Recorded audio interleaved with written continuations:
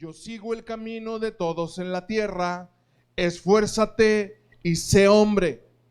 Guarda los preceptos de Jehová tu Dios, andando en sus caminos, observando sus estatutos y mandamientos, sus decretos y sus testimonios, de la manera que está escrito en la ley de Moisés, para que prosperes en todo lo que hagas y en todo aquello que emprendas, para que confirme Jehová la palabra que me habló diciendo: si tus hijos guardan mi camino, andando delante de mí con verdad de todo su corazón y de toda su alma, jamás, dice, faltará a ti varón en el trono de Israel. Versículo 11. Los días que reinó David sobre Israel fueron 40 años, 7 años reinó en Hebrón y 33 años reinó en Jerusalén. Versículo 12. Y se sentó Salomón en el trono de David su padre, y su reino fue firme en gran manera. Oremos. Padre, gracias, Señor, por tu bendita palabra. Gracias por el consejo, por los principios, por los fundamentos, Señor, que has traído, Señor, a través de esta palabra para aprender cada uno de nosotros. Padre, dame entendimiento, sabiduría para compartir lo que tú quieres, Señor, en esta tarde, y que cada una de las palabras, mi Dios, que salgan de mi boca sean guiadas, Señor, por tu Santo Espíritu. Gracias por este tiempo, gracias por el consejo y gracias, mi Dios, por cada uno de los varones y cada familia aquí representada, en el nombre poderoso de Jesús. Amén, amén y amén. Y leemos aquí, mis amados hermanos, en el versículo 1 dice: llegaron los días en que David había de morir, y ordenó a Salomón su hijo diciendo: yo sigo el camino de todos en la tierra, esfuérzate y sé hombre. Y estamos en la antesala del ocaso de un rey, el rey David, que reinó durante muchos años, lo acabamos de leer, delante del pueblo de Judá y delante del pueblo de Israel. Tuvo muchos tropiezos y tuvo muchas caídas y tuvo muchos errores. Y como consecuencia, vamos a leerlo ahorita en el capítulo 1, como consecuencia estaba pasando por unas condiciones deplorables en su estilo de vida. Dice la Biblia que ya no tenía ni las fuerzas ni el vigor, ni siquiera para calentarse él mismo. Y enfrente a una serie de pruebas para poder delegar el reinado sobre su hijo Salomón. Y acompáñame, por favor, vamos a entrar en contexto en el capítulo 1 para poder entender lo que dice el capítulo 2. En el capítulo 1 nos encontramos con el ocaso de un rey, la decadencia. Versículos, el primero de Reyes 1, versículos 1 al 4. Dice: cuando el rey David era viejo y avanzado en días, le cubrían de ropas, pero no se calentaba.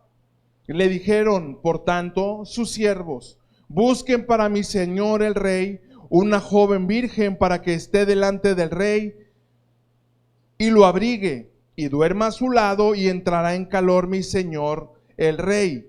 Y buscaron una joven hermosa por toda la tierra de Israel, y hallaron a Abisac sunamita y la trajeron al rey. Y la joven era hermosa, y ella abrigaba al rey y le servía, pero el rey nunca la conoció. Ya había llegado los días de su ocaso, estaba a punto de entregar su vida, estaba a punto de perecer, de entregar su espíritu, de entregar su alma. Sin embargo, él sabía que tenía una responsabilidad. Ahora quiero hablarte de esto. ¿Cuál es la responsabilidad de nosotros los que somos padres? No así los que aún no lo son, ¿verdad? ¿Cuál es nuestra responsabilidad como padres? Primero, conocer el propósito y el plan de Dios para nuestras vidas, como lo conoció el rey David.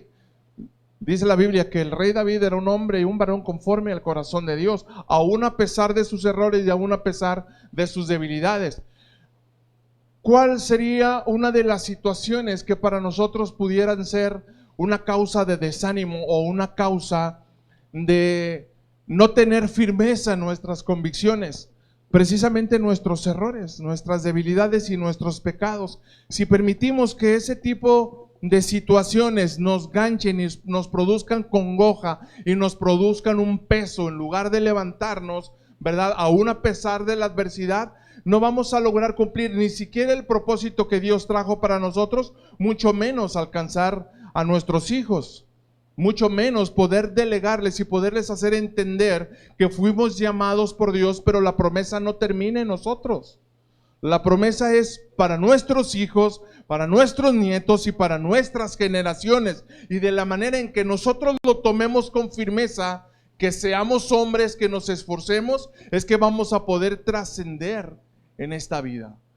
Veía con gozo algunas fotos de nuestros hijos, veía las fotos de Edson que nos compartió este domingo la palabra, de mi sobrino Gael, el hijo de mi hermano Guillermo, que se encuentra también internado en el Instituto del Calvario, donde estudió mi pastor Gabriel, y está estudiando para prepararse para pastor. Y digo, Señor, ¿cómo fue que nos alcanzaste? Alcanzaste a mi hermano, me alcanzaste a mí, nos fuiste alcanzando a cada uno de nosotros, y ahora esta promesa se está cumpliendo en nuestras generaciones. Ahora aquí vemos a un rey David que dice que ya no tenía el vigor ni la fuerza ni aún para calentarse, tuvieron que contratarle a una jovencita, una doncella, y dice que estaba tan débil que ni siquiera se calentaba y mucho menos tenía el vigor para intimar con ella.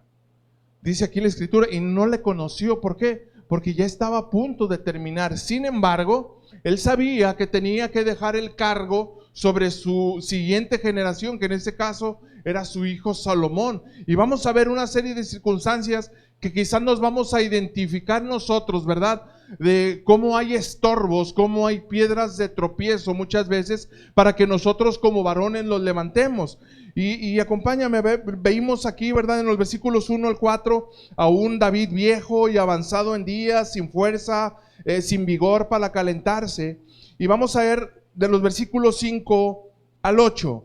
Dice, entonces Adonías, hijo de Hagit, se rebeló diciendo, yo reinaré. Era otro de los hijos de el rey David, que sabiendo que su padre estaba a punto de morir, se quiso adelantar al plan de Dios. Dijo, no, aquí no me va a ganar Salomón, yo me voy a levantar y yo voy a ganar el reino. Y dice, yo reinaré. Y se hizo de carros, de gente de a caballo, de 50 hombres que corrieran delante de él. Y su padre, ojo, y su padre nunca le había entristecido en todos sus días con decirle, ¿por qué haces así? En este versículo 6 nos damos cuenta cómo el rey David quizás lo haya tenido en sus días, ya en su vejez, a su hijo Adonías, y dice tristemente que nunca lo había entristecido en todos sus días con decirle, ¿por qué haces eso? ¿Qué significa? Que nunca lo reprendía, que no le llamaba la atención, que no lo disciplinaba, que no le daba vara. Y vemos la consecuencia, ¿verdad? ¿Qué es lo que pasa? Que no hay entendimiento. Si no entendemos y si no practicamos la importancia de la corrección, de la disciplina, de la exhortación hacia nuestros hijos, hermanos, ese puede ser un punto de tropiezo para que pueda levantarse la siguiente generación detrás de nosotros, que es el plan de Dios, amén. Pero tenemos que entender lo que nos enseña la Biblia para poderlo llevar a la práctica. ¿Por qué haces así? Además, estoy en el versículo 6, dice, además, este era de muy hermoso parecer y había nacido después de Absalón. Y se había puesto de acuerdo con Joab, hijo de Sarvia, y con el sacerdote Abiatar, los cuales ayudaban a Adonías. Ya tenía su complot bien preparado. Versículo 8.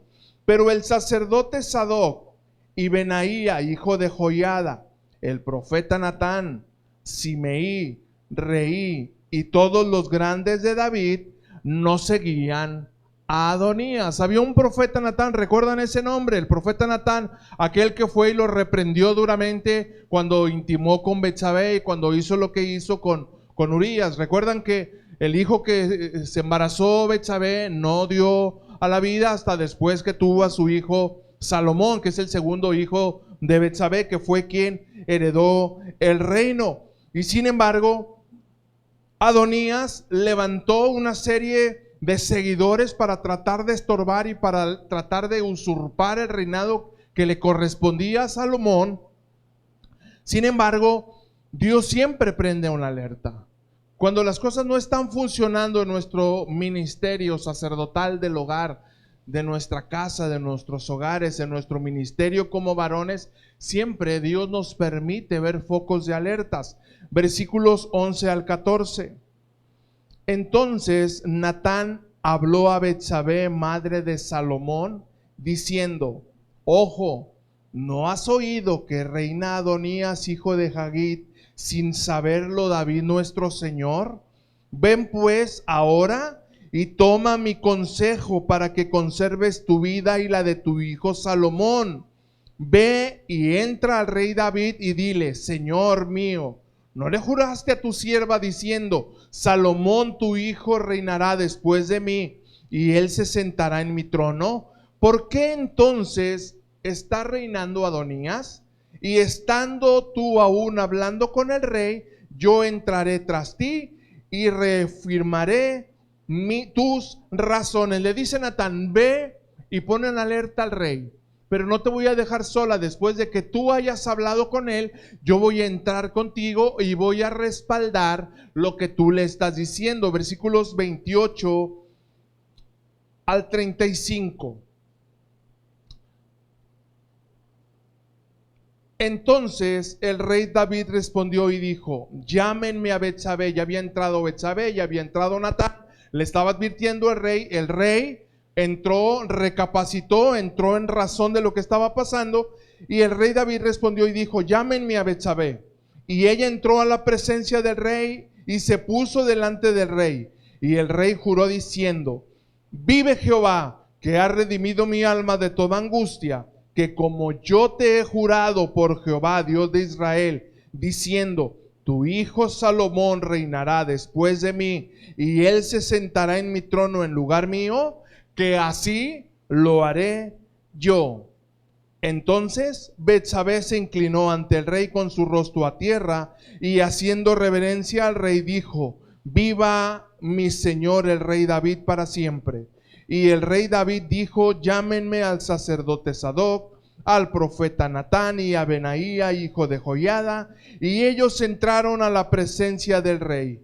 Y el rey les dijo: tomen con ustedes los siervos de su señor, monten a Salomón mi hijo en la mula y llévenlo a Gijón, y allí lo ungirá el sacerdote Sadoc y el profeta Natán como rey sobre Israel.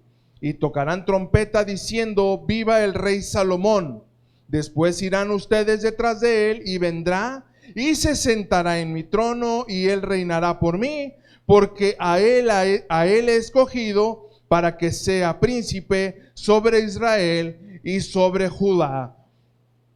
A pesar del levantamiento de Adonías y a pesar de levantar este complot y hurgar, ¿verdad?, con su séquito de engañadores, sin embargo, Dios siempre tiene el control, y Dios permite que el rey Salomón se dé cuenta, corrige lo que estaba pasando, llama al profeta Natán y llama al sacerdote y le dice: ustedes vayan a tal lugar, unjan a mi hijo y después tráiganlo, y él se va a sentar en mi trono y él va a tomar su lugar. ¿Qué encontramos entonces aquí? Que nos damos cuenta que aún a pesar de los distractores, o aún a pesar de las cosas que el mundo intente meter, ojo, que el mundo intente meter encubiertamente en nuestras vidas y en nuestros corazones, que distraiga del plan y del propósito de Dios, al final de cuentas, cuando Dios ha predestinado un plan para la vida de cada uno de nosotros, tarde que temprano, Dios lo va a cumplir. Nadie ni nada puede estorbar para que yo me levante con el liderazgo que Dios me ha entregado. Nada ni nadie lo podrá estorbar. ¿Qué podrá atentar en contra de eso? Solamente nuestra falta de esfuerzo, nuestra falta de compromiso, nuestra falta de entrega. Es por eso que nos reunimos para tomar calor, es por eso que nos reunimos para tomar consejo de la palabra y para animarnos y fortalecernos unos a otros, y entender que si Dios nos llamó, y que si Dios nos dio un plan, y que si Dios nos dio de su gracia, nos ha entregado de su favor, Dios quiere que lo llevemos aún más allá de nuestros ojos puedan alcanzar a verlo.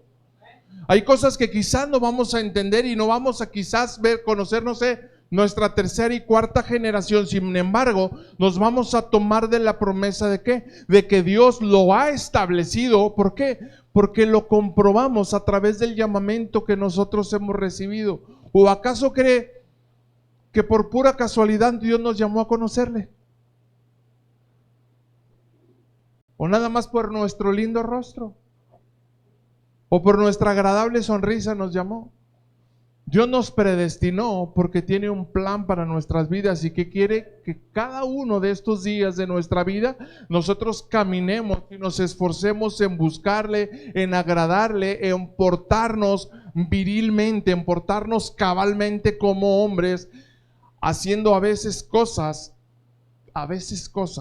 que aún nos puede costar.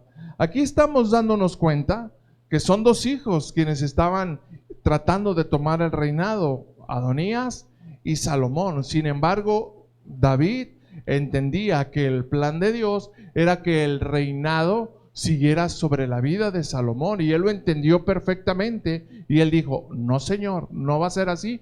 Yo he prometido que mi hijo Salomón se va a levantar y va a reinar en mi lugar, y así tiene que ser y así tiene que suceder. ¿Por qué? Porque Dios nos ha levantado, amados, como ese reino de sacerdotes. Él quiere levantarnos, ¿para qué? Para que nosotros dejemos un legado en nuestras generaciones.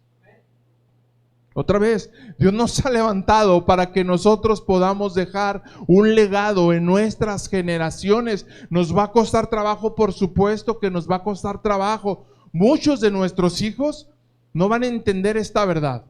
Van a luchar en contra de esta verdad y van a tratar, al igual que Adonías, de oponerse a la voluntad de Dios. Sin embargo, cuando vean la firmeza del llamamiento que Dios nos ha entregado, nosotros podremos caminar y podremos movernos con entendimiento en ese llamado que Dios, por su pura gracia y por su puro favor, nos ha entregado. En el libro de Apocalipsis, capítulo 5, versículos 9 y 10, en la versión Dios habla hoy, dice: y cantaban este canto nuevo: tú eres digno de tomar el rollo y de romper sus sellos, porque fuiste sacrificado y derramado tu sangre, redimiste para Dios gentes de toda raza, de toda lengua, de todo pueblo y de toda nación, y de ellos hiciste un reino. Ojo, pertenecemos a un reino. Dice también: hiciste sacerdotes para nuestro Dios y reinarán sobre la tierra. En la versión Reina Valera dice que Dios nos ha hecho reyes y sacerdotes, pero estudiando un poquito más a fondo me encuentro que esta versión, esta traducción está más apegada a las versiones originales, porque realmente dice que Él nos hizo parte de un reino, no que seamos reyes, sino que Él estableció un reino y a nosotros nos ha hecho parte de ese reino. Dice: tú hiciste un reino y a nosotros nos ha hecho sacerdotes. ¿Para qué? Para nuestro Dios, para reinar sobre la tierra. Ahora, ¿qué es un sacerdote? Lo hemos visto en otras reuniones.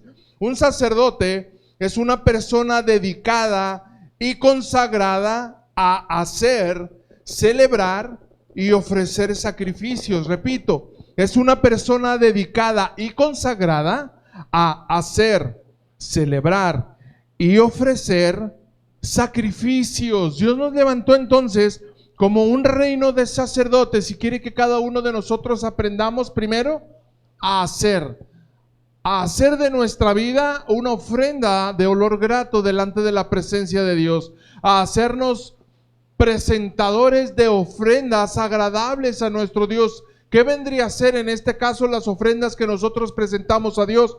Nuestro estilo de vida, nuestro ministerio en nuestro hogar, con nuestra familia, con nuestros hijos, con nuestros nietos, con nuestra esposa, en nuestro trabajo, nuestro testimonio en nuestro trabajo, nuestro testimonio con las personas que nos conocen. En cada una de estas áreas de nuestra vida nosotros tenemos la oportunidad de fungir un sacerdocio. Ofrecemos y ministramos no solamente para agradar nosotros a Dios, sino también para que otros puedan entender y puedan ver el estilo de vida de alguien que desea amar y honrar a Dios. Aleluya. Gracias. Para amar y honrar a Dios con nuestro estilo de vida, con nuestro entendimiento. Y Dios nos dice, ahora sí entramos en el capítulo 2, Dios nos dice, esfuérzate y sé hombre, le dice David a Salomón. En el versículo 2 y 3 dice, yo sigo el camino de todos en la tierra, esfuérzate, hijo, sé hombre. Guarda los preceptos de Jehová tu Dios, andando en sus caminos, observando sus estatutos y mandamientos, sus decretos, sus testimonios, de la manera en que está escrito en la ley de Moisés, para que prosperes en todo lo que hagas y en todo aquello que emprendas. Les dice, esfuérzate. ¿Qué implica para nosotros entonces esforzarnos? Yo encuentro en un diccionario bíblico la palabra esfuerzo, y la palabra esfuerzo bíblicamente significa fe, valentía y diligencia para cumplir con la voluntad de Dios. Repito, fe, valentía y diligencia para cumplir con la voluntad de Dios. Entonces, cuando un líder te dice, cuando un pastor te dice, cuando algún ministerio, que tú asistes a alguna reunión y que Dios te da una palabra profética y te dice, esfuérzate y sé valiente, lo que te está diciendo no es que hagas todas las cosas de acuerdo a tu capacidad o que tú vas a lograr porque tú quieres y porque tú quieres esforzarte. Lo que realmente nos está diciendo es que, número uno, tengamos fe, que cada una de las palabras y los consejos que nos dé Dios los acompañemos con fe. ¿Y qué significa esa fe o qué implica esta fe? Seguridad, confianza y obediencia. Que yo crea que lo que Dios me está diciendo, número uno, es por mi bien. Es porque va a edificar mi vida, va a edificar mi llamamiento y va a edificar a toda mi casa. Número dos, que ponga valentía. Que ponga valentía en cada una de las decisiones. Que sea valiente, que me esfuerce, que ponga, número tres, diligencia para cumplir con la voluntad de Dios. ¿Qué significa diligencia?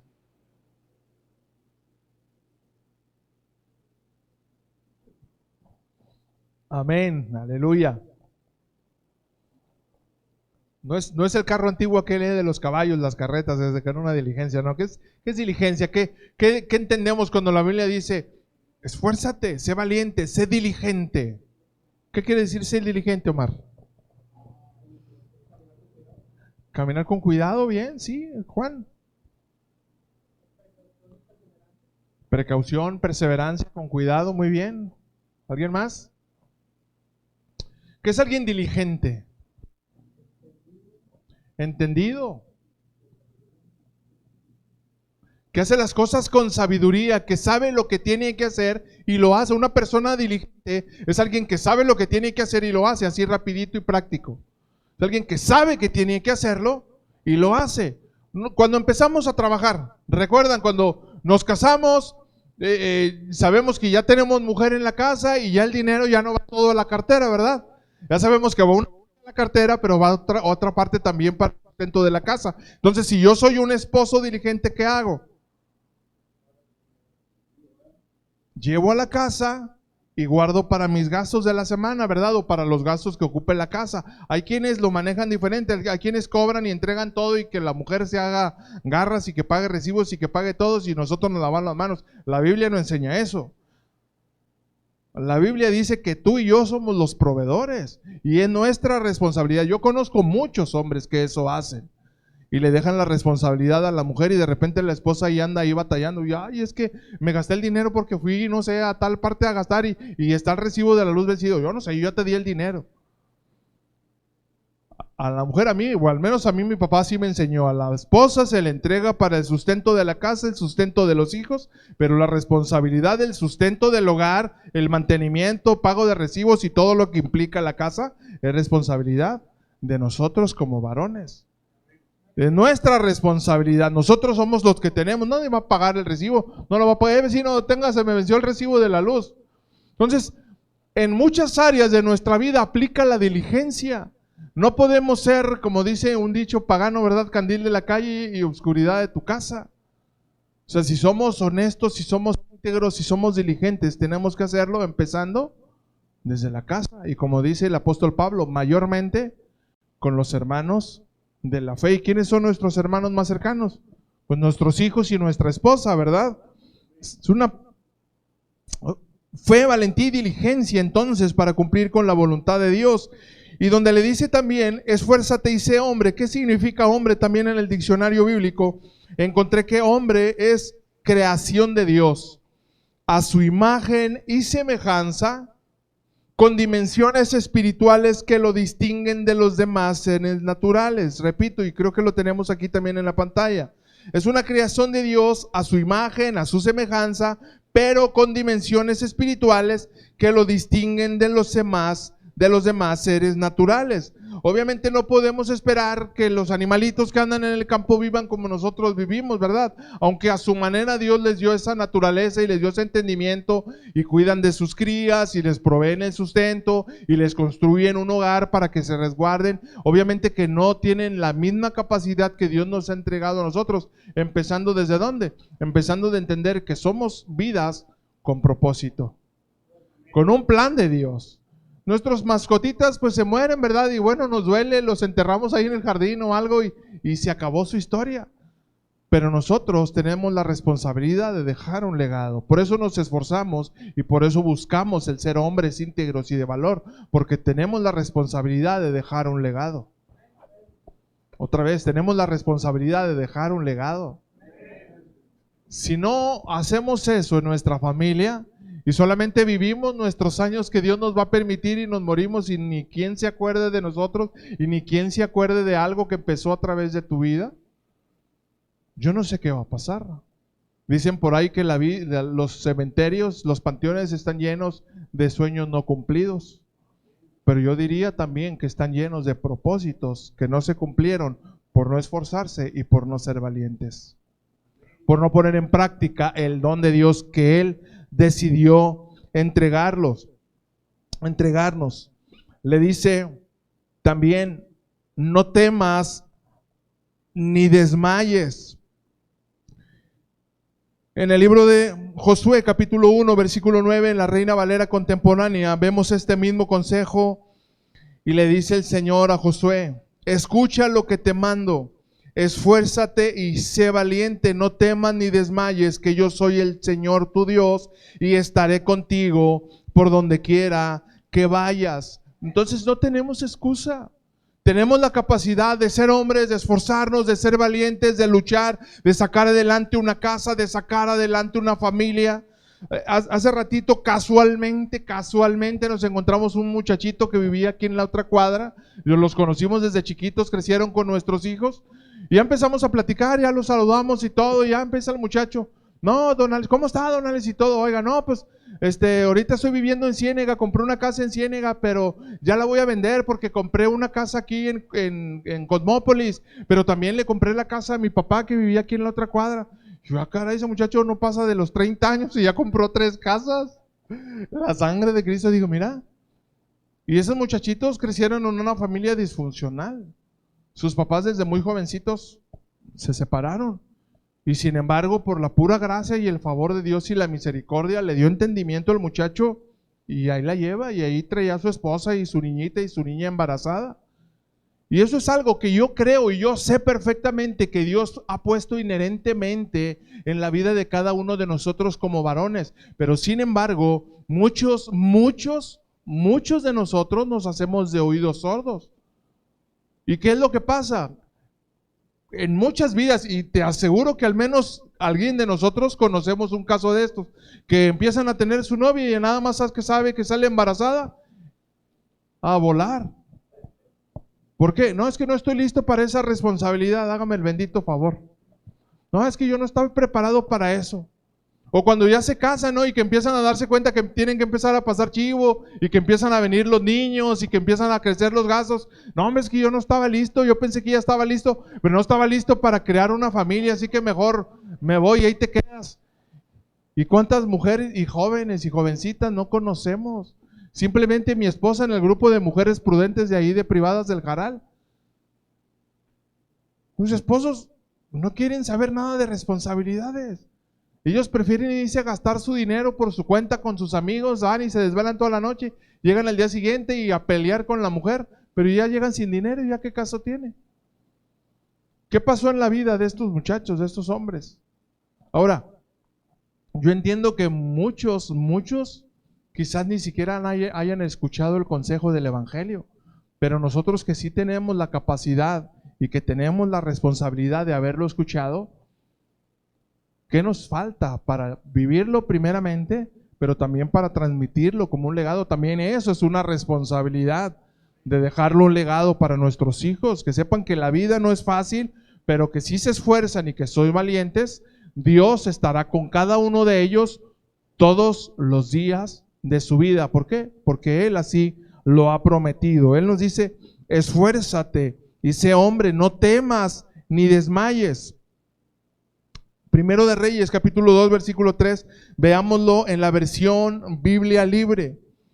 Dice el rey David a Salomón, haz lo que Dios te ordena, sigue sus caminos, guarda sus normas, sus mandatos, sus leyes y reglamentos, tal como están escritos en la ley de Moisés, para que tengas éxito en todo lo que hagas y en todo lo que te propongas. Le dice, guarda, obedece y pon en práctica. Ojo con esto.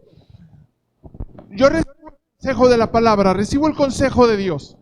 Yo sé que Dios está hablando a mi vida. Entonces, ¿qué tengo que hacer yo? Yo tengo que guardar, tengo que obedecer y tengo que poner en práctica. Si interrumpo ese proceso, no va a servir de nada.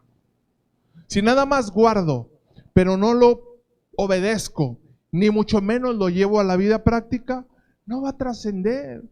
No va a trascender nunca en nuestras vidas, hermano. Conocemos muchos evangélicos que conocen la Biblia, que conocen la verdad de la palabra, pero sus vidas están completamente divorciadas del consejo de Dios. ¿Por qué? Porque son necios. ¿O qué está pasando en sus corazones? Ahora entendemos, ok.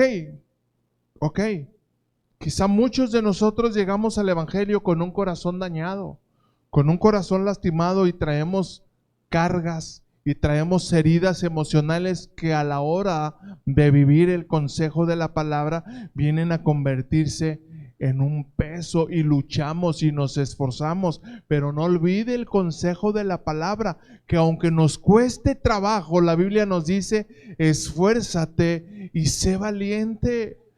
Si yo dispongo mi corazón en escuchar, en guardar y en obedecer y en poner en práctica, el Espíritu Santo va a respaldar la iniciativa que yo tome, porque Él quiere glorificar el nombre de mi Padre a través de mi vida.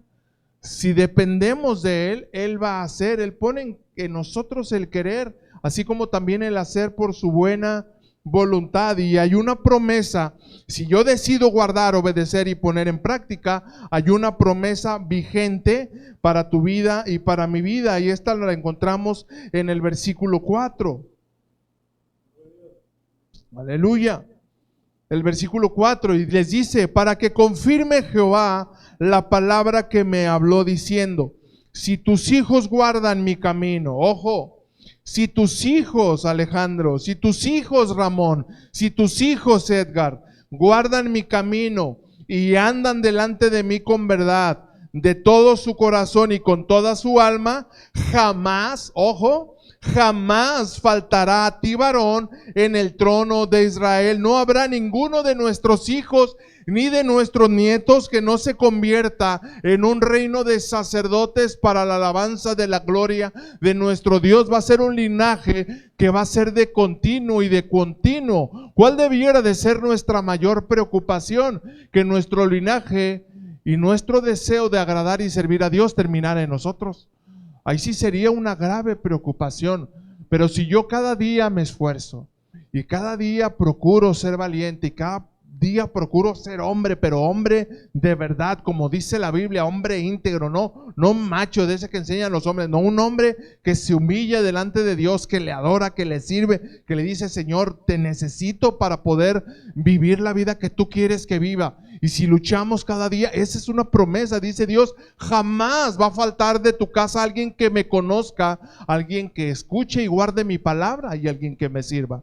Y al menos, yo no sé tú, pero yo al menos esa promesa la tomo para mi vida y para mis generaciones.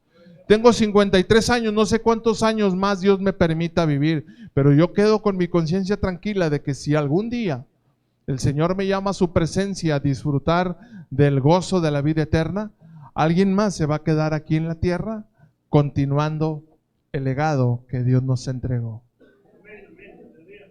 Y ese, hermanos, ese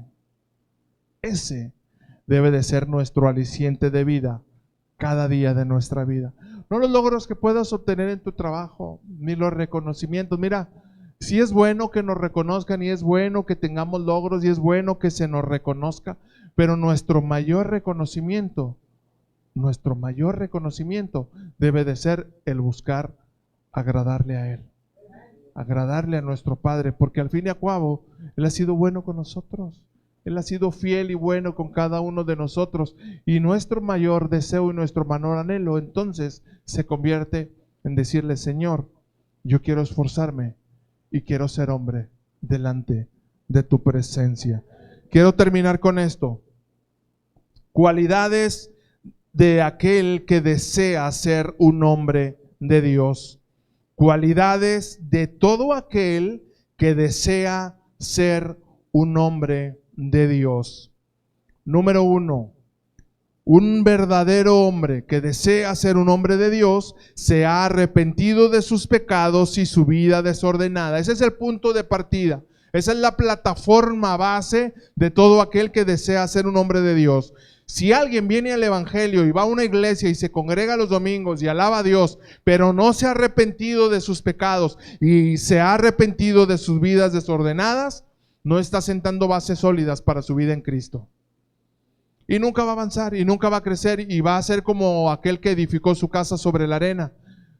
Que vienen los mares, vienen las olas, sí, castillito para abajo. Así que, como punto de partida, un arrepentimiento de pecados y de vida desordenada. Número 2, ha depositado su fe y su confianza en la obra salvífica de Cristo.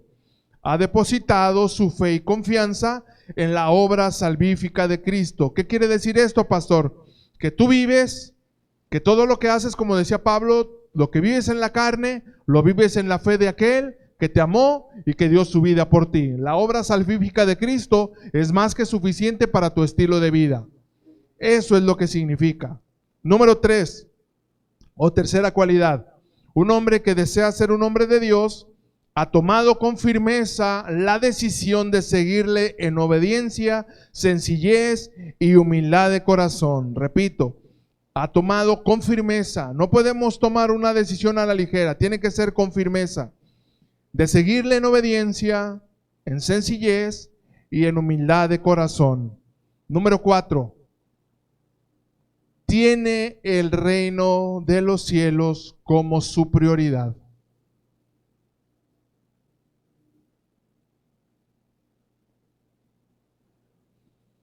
Tiene el reino de los cielos como su prioridad.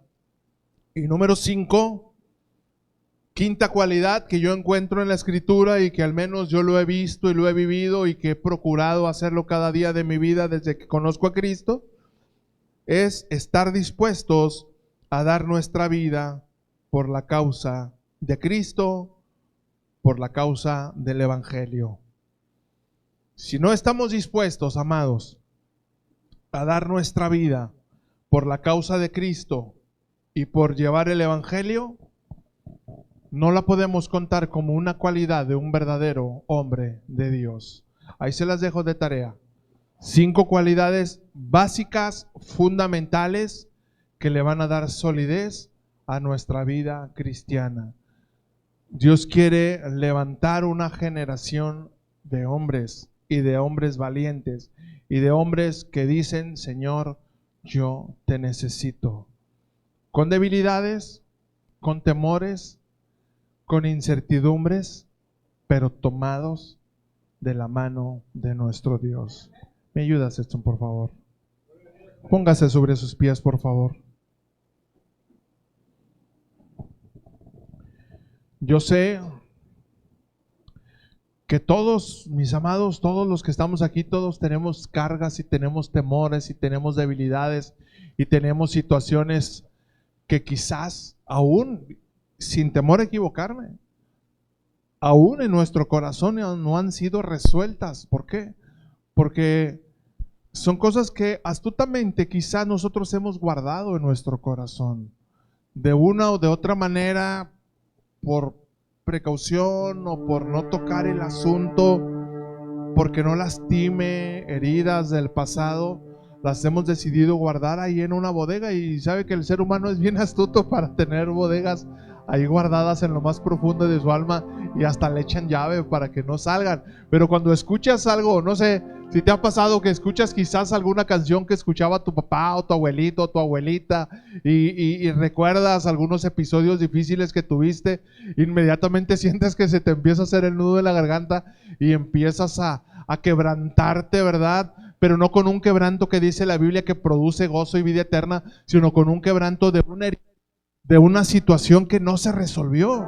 Entonces, todas esas heridas, todos esos situaciones no resueltas, es importante que todos los días trabajemos en ellas, que todos los días decidamos entregarles a nuestro Dios y decirle: Señor, yo soy débil, y como dice la Escritura, ¿verdad? Cuando soy débil, entonces soy fuerte. ¿Por qué? Porque entrego mi debilidad y Dios se encarga de cambiar esa debilidad y convertirla en una fortaleza, en algo que me hace fuerte, que me hace sólido, que me hace tener identidad y de decir: Señor, esto me lastimaba, esto me dolía, esto me hería, pero ahora entiendo que eso me ayudó a formar una experiencia que yo pude superar y que después me va a dar la habilidad para ayudar a otro de mis hermanos que quizás pasó lo mismo que yo pasé, y sobre todo en la generación X, que somos la mayoría de los que estamos aquí, ¿verdad? Que nos tocó vivir una situación difícil. Nuestros padres no eran tan afectuosos como lo somos quizá ahora nosotros con nuestros hijos,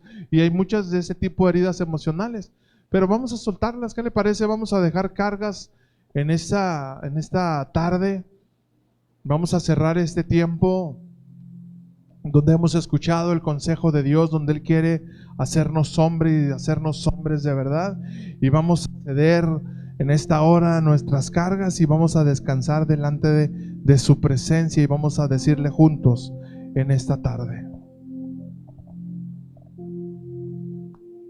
gracias, Padre. Hoy cedemos, Señor, nuestras cargas. Hoy cedemos nuestras debilidades, Señor, delante de ti. Hoy descansamos en ti. Hoy cedemos heridas del pasado, porque quiero levantarme y descansar en ti, Señor.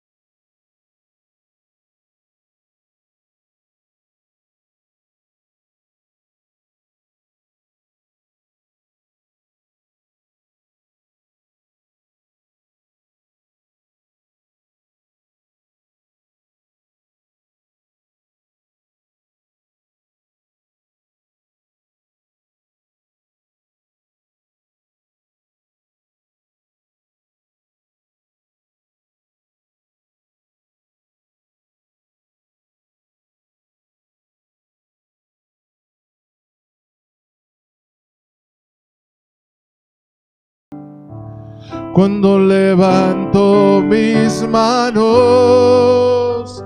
comienzo a sentir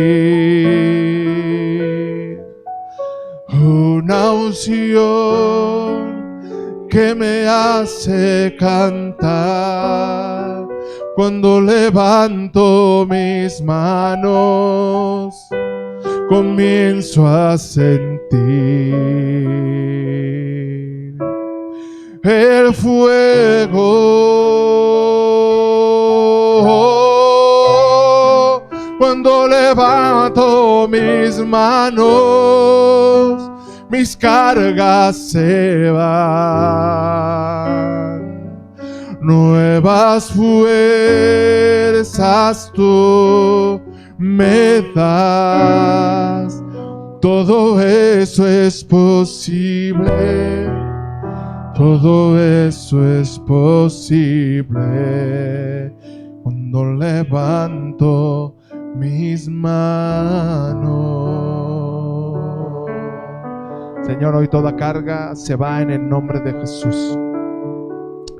Todo peso, Señor, toda angustia, toda preocupación, toda incertidumbre ante lo que ha de venir mañana, Señor, toda herida del pasado, toda herida emocional, Señor, que nos ha mantenido quizás confundidos, no presos, pero sí confundidos, Señor, con cierto desasosiego. Padre, hoy soltamos delante de tu presencia. Tu palabra dice: vengan a mí los que se encuentren trabajados y con cargas, porque en mí van a encontrar descanso. Y a eso hemos venido, Señor, hoy delante de tu presencia, Padre. Gracias, mi Dios, por este tiempo. Gracias por permitirnos dejar nuestras cargas, mi Dios, delante de ti, Señor, y aprovechamos, Padre bueno, este tiempo para enviar palabra de bendición sobre nuestro hermano Daniel, que se encuentra ahí en la clínica, Señor, para que seas tú obrando, Señor. Tú conoces su corazón y su deseo de haber estado en esta reunión, pero Padre bueno, yo te ruego que sigas haciendo tu plan